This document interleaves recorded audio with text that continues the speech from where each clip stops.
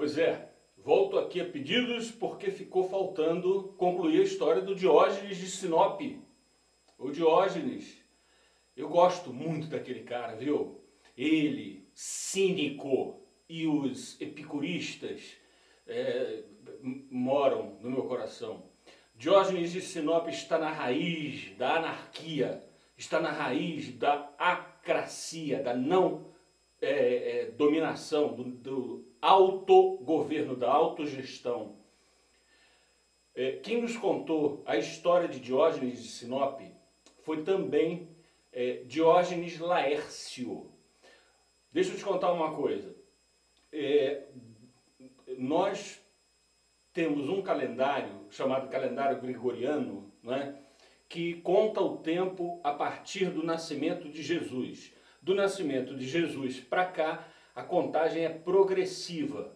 Não há ano zero, ano 1, ano 2 e tal. Estamos no ano 2012 depois de Cristo.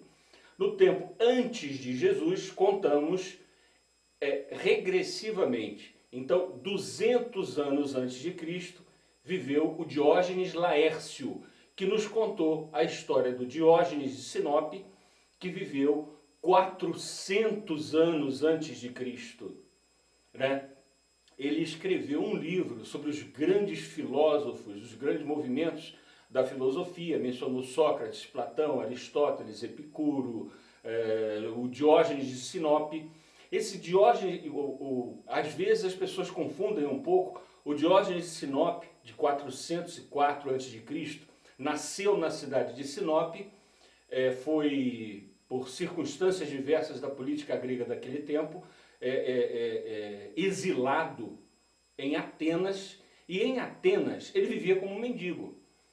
E passou o final da vida dele, foi na cidade de Corinto. Se você viajar para a Grécia, verá um cachorro, um cão, né, a estátua de um cão em homenagem ao Diógenes de Sinop. A palavra cínico vem de kinos, canino, né, o cachorro. O Diógenes de Sinop tinha uma admiração enorme pelos cães. E os seus concidadãos, né, diziam que ele vivia como cão. Ele pouco se importava com isso, ele pouco se importava com aparências, ele estava preocupado com a essência, com a coisa viva, com a essência viva das coisas. No vídeo de motivação que fiz agora há pouco, comentava com você que o Diógenes de Sinop, ele não se conformava com a unificação grega feita de cima para baixo. Foi a primeira globalização de que temos notícia. A globalização macedônica, que brutalmente unificou a Grécia de cima para baixo. Então aquelas cidades-estado como Esparta, Atenas, Tebas, Lesbos, Creta, enfim, Corinto, todas aquelas cidades gregas passaram a seguir a orientação de um único ditador, de um único líder, que era o Alexandre. Alexandre entrou para a história como Alexandre Magno. Ele realmente tem lá os seus méritos e seus deméritos. Foi a primeira globalização que conhecemos. A seguir veio a globalização romana, porque tudo tem um período de ascensão e decadência, né? Houve a globalização macedônica, não levava esse nome naquela época, o nome que hoje se utiliza para esse tipo de brutalidade feita contra os povos do mundo é globalização, então usemos o termo. Eu peço licença para usar esse termo dentro do contexto, porque é exatamente disso que estamos falando. Ali tratou-se da globalização macedônica, depois tivemos a globalização romana, né, quando o Império Romano tomou conta de todo o Ocidente. Depois o Império Romano entrou em decadência, nós chegamos à fase do feudalismo e de todas as idas e vindas, houve em alguns momentos algumas tentativas de dominação, mas só com as grandes navegações nós viemos a conhecer um outro tipo de globalização, a globalização ibérica, a globalização portuguesa, que massacrou os povos da América, massacrou os povos da América Latina, a globalização britânica massacrou os povos da América do Norte, não há mais os povos nativos, há poucos dos povos nativos. A globalização, portanto, a globalização provocada pelas grandes navegações foi extraordinariamente positiva para a história da humanidade, mas tirou de nós, todas as globalizações tiram uma coisa fundamental a todos, que é a diversidade cultural. Com uma unificação cultural, com um pensamento único, não tem a menor graça, vive-se mal, pensa-se mal, emborrece-se. As pessoas ficam mais estúpidas, mais brutalizadas. Vocês ouviram falar que até canibalismo já acontecendo na cidade de Garanhuns? Tinha um cara lá que pegava algumas garotas de quem ele não gostava muito, né, dependendo da utilização do termo gostar, ele matava, fatiava, fazia salgadinhos para vender na rodoviária de Garanhuns, né, terra natal do cidadão que hoje governa, pensa que governa este país aqui, globalizado pelo capital especulativo internacional. O nome técnico é capital financeiro. Eu gosto de chamar ladrão de ladrão. Eu gosto de chamar, enfim, honra de honra, roubo de roubo. E nós estamos tratando de um problema muito sério, não dá para ficar brincando, né? A globalização do capital especulativo não permite sequer que o dirigente político tenha a sua liberdade. Voltemos ao Diógenes, antes que eu me esqueça de novo. Ok. O que eu queria te contar sobre o Diógenes de Sinope, 400 anos antes de Cristo, é que ele simplesmente não se conformava com a vida, digamos assim, civilizada, né? Ele pregava e era um filósofo extremamente bem quisto, muito querido por muitas pessoas. Ele não tinha rigorosamente nada. Ele morava numa barrica, num barril, né? Andava sem roupas, andava nu, não era escândalo naquela época esse tipo de coisa, 400 anos antes de Cristo, né?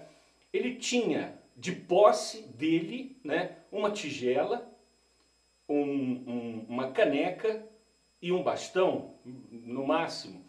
Conta-se aqui e ali que Diógenes de Sinope e o Diógenes Laércio, né, 200 anos depois, nos conta que o Diógenes de Sinope saía com uma lanterna à luz do dia procurando um homem honesto, sem encontrar um homem sensato. É óbvio que ele estava satirizando, ele estava sendo cínico, né? Daí vem a palavra cinismo mesmo, né? Cadê? Não tem honra, não tem honestidade, eu não estou conseguindo com a lanterna acesa durante o dia encontrar uma pessoa honesta. E Diógenes fazia isso em Atenas. Certa feita, ele ganhou a simpatia de Alexandre. Alexandre da Macedônia ouviu falar de Diógenes e foi até o grande imperador macedônico, se dirigiu ao mendigo, nascido em Sinope, então morando em Atenas, né? Foi conversar com ele. Antes do diálogo que eles tiveram e do motivo da admiração de Alexandre por Diógenes, deixa eu contar uma coisinha sobre ele. Um dia, como eu disse, ele tinha uma caneca, uma tigela, um bastão, né?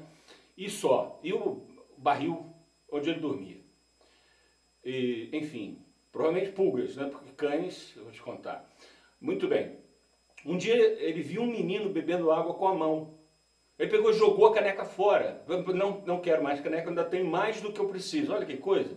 Se é possível beber água com a mão, o que eu estou fazendo com essa caneca? Jogou a caneca fora. Ele não está preocupado em ter coisas. Ele está preocupado em viver uma vida plena. Em viver uma vida de que ele se orgulhasse. E na prática, não é na teoria. Pouco importa o seu diálogo, pouco importa o seu discurso. Como você vive? Compara o Diógenes, por exemplo, com o Mahatma Gandhi. Você acusaria um cara que usa uma fralda e come um pouquinho de arroz por dia, como Gandhi, ou não come nada um tempão, que adorava fazer isso de vez em quando, né? Você chamaria um cara desse de corrupto? Como? Assim a gente combate. Na prática, não na teoria, não no discurso, não no diálogo. Por que adianta você combater um problema real discursando, com discurso, com propaganda. Não funciona. O Diógenes de Sinope trouxe a nós essa luz de sabedoria. Ele não se conformava com a globalização de Filipe da Macedônia, que simplesmente tirava essa diversidade cultural dos povos, unificava os pensamentos. A unificação, o pensamento único, é nocivo para a cultura universal. É benéfico para o capital especulativo internacional. Mas eu quero que o capital especulativo internacional vá, ok? E depois a gente pega o Diógenes numa outra cena, numa outra oportunidade, muito curiosa, muito interessante, né? Um cidadão venal, né? Venal, aquela pessoa que se vende, se tornou amigo de Alexandre, ficou muito rico e tal, e viu Diógenes se alimentando de lentilhas que alguém havia dado a ele. Ele era mendigo, e uma das peculiaridades dele é que às vezes ele pedia esmola para as estátuas, né? Alguém perguntou, por que você está pedindo esmola para a estátua? Eu sei que não vai me dar nada, mas pelo menos não vai me brigar comigo, e não tem olhos para viver, não tem boca para brigar comigo, e eu não vou ter nenhum dissabor, vou ter a mesma reação que eu tenho da maioria das pessoas, nada. Ele era cínico mesmo, na prática, no cotidiano, não é? Pois bem, entre os vários episódios que o Diógenes Laércio nos conta depois sobre o Diógenes de Sinope, né? Um episódio bastante curioso. É aquele cidadão venal que se vendeu para a globalização de Alexandre Magno, né? Chegou para Diógenes, que estava se alimentando de uma lentilha, pois pedir esmola até para estátuas, né? Alguém deu um pouco de lentilhas, ele foi se alimentar de lentilhas. Esse idiota, que era venal, amigo do Filipe, ele chegou para o Diógenes e falou: se Diógenes cumprimentasse Filipe, não precisaria comer lentilhas. Diógenes olhou para ele e disse: se você soubesse comer lentilhas, não precisaria cumprimentar Filipe. Bom, eu sei comer lentilha também. Aliás, eu estou fazendo isso há bastante tempo. Não por vontade própria, em parte talvez. Eu não estou em pauta. Em pauta está Diógenes. Filipe, enfim, ouviu falar em Diógenes, e um dia, Diógenes, sentado ao sol, estava meditando sobre o que mais ele podia aprontar para chamar a atenção das pessoas contra o mal viver, a fim de que as pessoas vivessem uma vida um pouco melhor, né? Que as pessoas não fizessem do amor uma obrigação. Ele era contra a instituição do matrimônio, porque a coerção social não deve estar por trás da relação consentida entre duas pessoas que se amam. A coerção social que se exploda. Se eu te amo e você me ama, nós nos relacionamos espetacularmente bem, a sociedade não me preocupa. A opinião da sociedade vale um quiabo, não vale nada. Então, essa é a questão. Filipe, portanto, foi até Diógenes, postou-se diante dele e disse: de que você precisa? Eu quero te fazer um presente. Eu quero que você seja meu amigo. O que eu posso te dar? Diógenes disse a ele: a Filipe, Diógenes pede que não lhe tire a única coisa que ele tem. O Filipe ficou estupefato. Esse homem fala por enigmas. Eu ofereço para ele qualquer coisa que ele pedir e ele diz que eu estou tomando dele alguma coisa. Ô gênio, o que eu estou te tomando? O Diógenes disse a Filipe: eu peço a Filipe que não me tome o sol.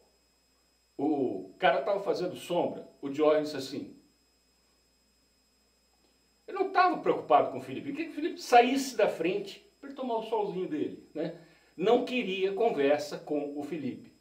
Filipe foi embora e num diálogo mais tarde, registra o Diógenes Laércio, 200 anos depois, Filipe disse: se eu não fosse Filipe, gostaria de ser Diógenes. Na trilha de Diógenes Laércio, nós temos, por exemplo, Etienne de la Boétie, a forma correta de pronunciar em francês, Etienne de la Boétie, com o discurso da servidão voluntária. Nós temos os anarquistas, Bakunin, Proudhon, Malatesta, antimarxistas, mas profundamente antiburgueses, anticapitalistas, seguidores de uma linha libertária, libertadora, humana, o ser humano acima de tudo. Não o poder, não a política, não o capital, absolutamente não o capital. Vem cá, da primeira vez que um homem das cavernas lascou uma pedra e com essa lasca de pedra raspou o osso para arrancar um pedaço de carne, ele criou uma ferramenta, uma lasca de pedra. As ferramentas foram se sofisticando e conta-se que no século VI a.C. foi criada a moeda, foi criada uma forma que permitisse as trocas de bens, uma ferramenta para simplificar trocas de produtos. O escambo, troca direta de produtos por produtos, frequentemente nos deixa com alguma dificuldade. Você tem muitos produtos de pequeno porte e poucos produtos de grande porte. Por exemplo, você tem gado e, por exemplo, eu tenho lápis, cadernos, enfim, aparelhinhos de MP3 e tal, e você tem gado. Qual a quantidade de lápis e cadernos correspondem a uma vaca? A troca direta fica complicada, mas a partir do momento que você particiona isso e utiliza o dinheiro, a troca fica mais simples. Nós criamos a ferramenta. Hoje, a ferramenta subiu na sela e cavalga a humanidade. É brincadeira. Não dá para sermos dominados por uma ferramenta que nós criamos. A ferramenta tem que ser nossa, serviçal. A economia tem que ser planificada, planejada. Eu planejo a economia da minha casa, eu sei quanto eu vou ganhar e estou ganhando cada vez menos em função dos preços, da carestia e tal, não é? Eu sei quanto vou ganhar, o que preciso pagar, quanto vou gastar e planejo mês a mês a minha vida. Por que uma nação não pode fazer um planejamento? Não, a mão invisível do mercado é que tem... A mão invisível do mercado é a mão visível do governo, arrancando o nosso dinheiro para dar para esses tubarões. É o Robin Hood às avessas. Nós pagamos cerca de 40% de tudo que oferimos com o esforço dos nossos braços, com o nosso labor, nós pagamos em impostos que vão parar nas mãos dos ricos. Tirar dos pobres para dar aos ricos é a Robin Hood às avessas. É o que está fazendo não apenas o governo brasileiro, desde a ditadura militar, passando por Collor, Fernando Henrique, Lula da Silva e essa marionete do Lula que está lá agora, até que ele volte da próxima vez, enfim. Isso é simplesmente absurdo, isso é ilógico, incongruente. Nós criamos uma ferramenta, que essa ferramenta nos use, está errado, nós temos que planejar. Quantos médicos o Brasil precisa? Quantos professores?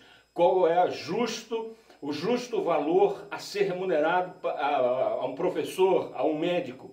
Que o médico seja remunerado na base de $2 por consulta nos dias de hoje. Hoje é 25 de junho de 2012. É ridículo. $2 uma consulta médica é quanto paga o INSS. Quanto está recebendo um professor universitário? Eu estou aposentado? Não sei, mas é muito pouco. Aposentado, eu não vou agora querer que você chore, né? Então não vou declinar os valores, né? Mas eu estou bem próximo do Diógenes, né? E não estou preocupado com coisas materiais, eu estou preocupado com o meu bem-estar, com a minha saúde, com a minha alegria, com a minha felicidade. Resta-me pouco tempo para viver ainda nesse mundo. O futuro é seu. E você, jovem, segue a sua bem-aventurança, encontra o seu caminho, encontra o que você gosta de fazer, faz aquilo que gosta, estuda e você chega lá, tá bom? Eu vim aqui e voltei só para concluir aquela historinha sobre o Diógenes. Dá uma pesquisada no Google, na internet, procura por aí, na minha página eu vou colocar alguma coisa mais tarde, não tinha me ocorrido antes, sobre Diógenes de Sinop, ok? Um grande abraço e até a próxima.